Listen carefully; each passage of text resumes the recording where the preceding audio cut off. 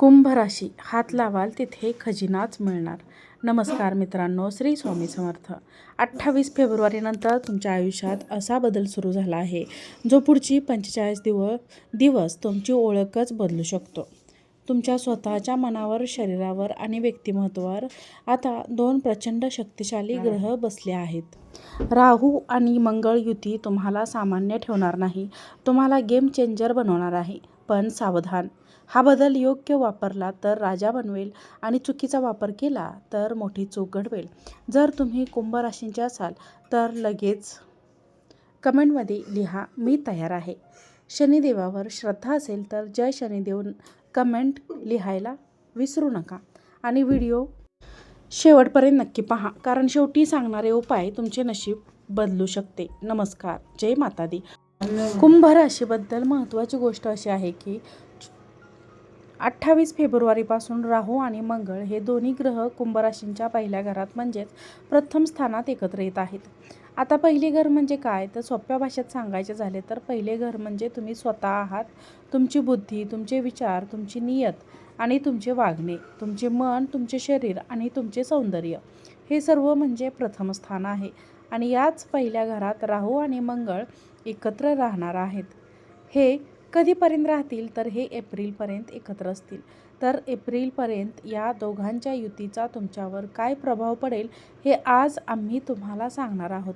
त्याआधी जर तुम्ही आमच्या चॅनलवरती नवीन असाल तर तुम्हाला आमचे व्हिडिओ आवडत असतील तर चॅनलला सबस्क्राईब नक्की करा. राहू आणि मंगळ पहिल्या घरात एकत्र आल्यामुळे कुंभ राशींच्या लोकांसाठी काय बदल होतील हे पाहूया. संग्रह तुमच्या पहिल्या घरात असल्याने तुमचे विचार कसे बदलतील, तुमचे वागणे कसे बदलेल आणि लोकांप्रती तुमचा दृष्टिकोन किंवा लोकांचा तुमच्या प्रती असणे हे आम्ही तुम्हाला सांगणार आहोत. कारण प्रत्येक ग्रहाचा प्रभाव तुमच्या विचारांवर आणि वागण्यावर नक्कीच पडतो. आणि हे दोन्ही ग्रह तर तुमच्या पहिल्याच घरात बसले आहेत, जे तुमचे स्वतःचे शरीर आणि मन मानले जाते. आता इथे मंगळाचा विचार केला तर राहू 16 अंशावर बसले आहेत आणि मंगळ 0 अंशावर आहे. याचा अर्थ असा आहे की राहू हा मंगळापेक्षा जास्त शक्तिशाली आहे.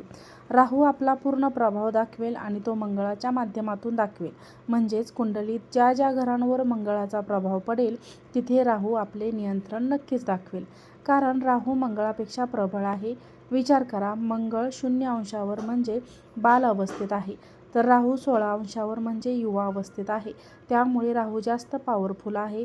विशेष म्हणजे राहू शकत आहे, म्हणजेच तो स्वतःच्या नक्षत्रात बसला आहे, त्यामुळे तो अधिक शक्तिशाली बनून काम करत आहे. मंगळ तुमच्यावर प्रभाव टाकेलच, पण त्यासोबतच राहूचा प्रभावही तुम्हाला मंगळाच्या रूपात पाहायला मिळेल. आता नेमकं काय परिणाम होईल तर बघा, मंगळ धाडस घेऊन येतो तर राहू माणसाला चतुर आणि चलाक बनवतो. इथे तुमच्या संपूर्ण शरीरावरच काम होईल. राहू तुमची बुद्धी वाढवत आहे, तुम्हाला चतुर, चलाक आणि आत्मविश्वास देत आहे. राहू कलियुगाचा राजा मानले जाते आणि इथे राहू तुम्हाला कलियुगाप्रमाणे बनवत आहे. आजच्या काळात चतुर आणि चालाक बनणे खूप गरजेचे आहे. आजच्या काळात बुद्धिमान असणे, आत्मविश्वास बाळगणे आणि पॉझिटिव्ह ॲटिट्यूड ठेवणे आवश्यक आहे. नाहीतर लोक तुम्हाला फसवतील. स्वतःमध्ये इतके शक्ती आणि आत्मविश्वास ठेवा की लोकांनी तुमच्याशी बोलण्यापूर्वी विचार केला पाहिजे. कलियुगात असेच आहे आणि तुम्हाला तसे बनावे लागेल. राहू तुम्हाला हेच शिकवतो. दुसरीकडे मंगळ हा एक ऊर्जावान ग्रह आहे. मंगळ तुम्हाला किंमत देण्यास सुरुवात करेल. मानसिकदृष्ट्या राहू तुम्हाला चतुर, चाणाक्ष आणि बुद्धिमान बनवून खंबीर करत आहे. पण शारीरिकदृष्ट्या तुम्हाला कोण मजबूत करेल, तर मंगळ तुम्हाला शारीरिकदृष्ट्या मजबूत करेल. मंगळ तुमच्यात अशी हिंमत निर्माण करेल की मी कोणाला घाबरत नाही, मी इथे जात आहे. आता याचे परिणाम कुठे कुठे पडत आहेत ते पाहूया. मंगळाची दृष्टी जिथे पडेल तिथे राहूचाही प्रभाव असेल. मंगळाची दृष्टी 4थ्या आणि 8व्या घरावर आहे. मंगळाला भूमिपुत्र किंवा जमिनीचे घर म्हटले जाते आणि 4थे घरही जमिनीशी संबंधित आहे. मंगळाची दृष्टी 4थ्या घरावर पडत आहे, जी सुख, सुविधा आणि मालमत्तेचे घर मानले जाते. त्यामुळे जर तुम्ही प्रॉपर्टीशी संबंधित काम करत असाल तर तुम्हाला चांगला नफा पाहायला मिळेल किंवा तुम्ही एखादी नवीन प्रॉपर्टी खरेदी करू शकता, कारण जोपर्यंत राहूची दृष्टी मालमत्ता किंवा वाहनाच्या घरावर पडत नाही तोपर्यंत तुम्ही वाहन किंवा मालमत्ता घेऊ शकत नाही. आता इथे दोघांचा प्रभाव आहे, म्हणजे तुम्ही प्रॉपर्टी किंवा वाहन घेऊ शकता. तुमचे काम 100% होईल. तसेच या क्षेत्राशी संबंधित व्यापारातही मोठा नफा मिळेल. पण इथे राहूचा प्रभाव असल्याने तुम्हाला एक काळजी घ्यायची आहे. राहू म्हणतो की मी कलियुगाचा राजा आहे, त्यामुळे प्रॉपर्टीशी संबंधित कोणतेही काम करताना कोणावरही आंधळा विश्वास ठेवू नका. तुमची कामे नक्की होतील, पण ती दुसऱ्याच्या भरवशावर सोडू नका. जे काही करायचे आहे ते स्वतःच देखरेखीखाली करा. कोणावरही विसंबून राहू नका. मंगळ तुमचे योग जुळवून आणत आहे, तर राहू तुम्हाला सावध करत आहे. थांबा, कुंभरास अजून मोठी गोष्ट बाकी आहे. राहू आणि मंगळाची ही युती फक्त आत्मविश्वास वाढवत नाही, तर तुमच्या आयुष्यातील एक मोठी अडचण एप्रिल महिन्यापूर्वी संपू शकते. ज्यांना प्रॉपर्टी, वाहन, यूट्यूब, सोशल मीडिया किंवा AI क्षेत्रात काम करायचे आहे, त्यांच्यासाठी हा काळ सुवर्णसंधी ठरू शकतो.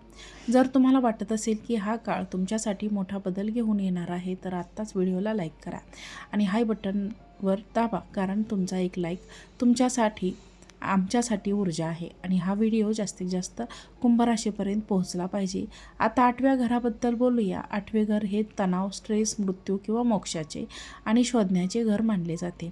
इथे मंगळाची दृष्टी आणि राहूची साथ काय करेल, तर हे तुम्हाला मानसिक तणाव आणि ENCETमधून मुक्त करेल. 8वे घर मुक्तीचे आहे आणि तिथे मंगळाची चांगली दृष्टी पडणे म्हणजे जुन्या काळाचा मधून सुटका होईल. एप्रिलपर्यंत तुमची एखादी मोठी चिंता दूर होऊ शकते.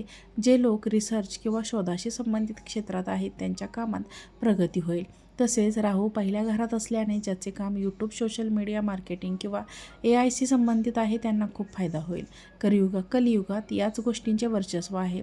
जर तुम्ही असे काम करू इच्छित असाल तर 1 एप्रिलपूर्वी नक्की करा. तुम्हाला 100% लाभ मिळेल. थोडक्यात सांगायचे झाले तर मंगळ तुम्हाला ऊर्जा देत आहे आणि राहू तुम्हाला हुशार बनवत आहे. ही युती तुम्हाला प्रत्येक क्षेत्रात पाठिंबा देत आहे. राहू फक्त एकच चेतावणी देतो की घाबरू नका, सातत्य ठेवा आणि कोणावरही आंधळा विश्वास ठेवू नका. तुमच्यातील आत्मविश्वास रूपांतर ओव्हर कॉन्फिडन्समध्ये होऊ देऊ नका.